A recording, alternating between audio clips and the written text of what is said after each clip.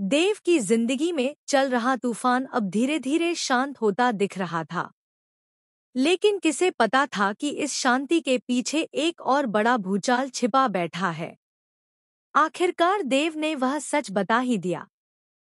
वह सच जिसने इतने दिनों तक हर किसी की सांसें रोक रखी थी। वसुधा ही उसकी असली पत्नी है। हाँ, वही वसुधा जिसके साथ उसने 7 फेरे लिए थे, जिसकी मांग में उसने सिंदूर भरा था और जिसे मंडप में चंद्रिका ने खुद अपनी दुआएं दी थी। लेकिन इस सच के सामने आने तक की रातें किसी युद्ध से कम नहीं थी। देव पर एक तरफ अपनी जिम्मेदारी का बोझ था, दूसरी तरफ सच्चाई को छिपाने का दर्द। और जब उसे लगा कि शायद अब वह सब ठीक कर लेगा, तभी किस्मत ने उसके रास्ते में बड़े खतरनाक कांटे बिछा दिए।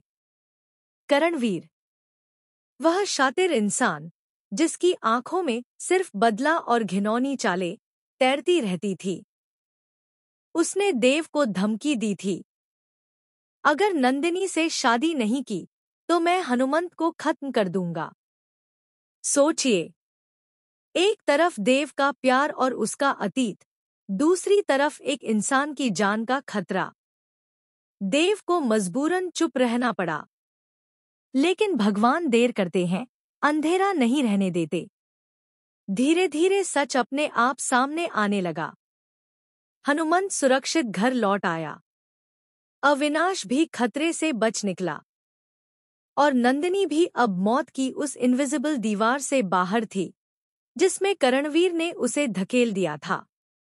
एक एक कर देव की सारी मजबूरियां टूटती चली गई।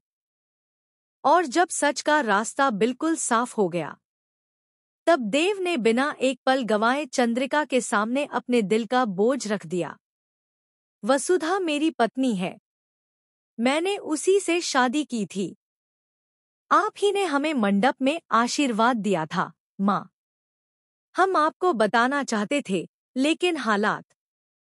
देव की आवाज जैसे कांप रही थी, मानो कई दिनों का तूफान उसके सीने से बाहर निकल रहा हो। दूसरी तरफ चंद्रिका की आंखें अविश्वास और सदमे से फैलती चली गईं।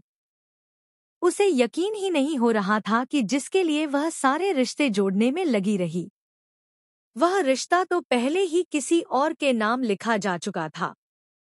इधर करणवीर और उसकी बहन विधि की चालें भी अब खुलकर सामने आ चुकी थी। पुलिस ने दोनों को गिरफ्तार कर लिया। उनकी हर साजिश, हर झूठ, हर ब्लैकमेलिंग का अंत अब हो चुका था।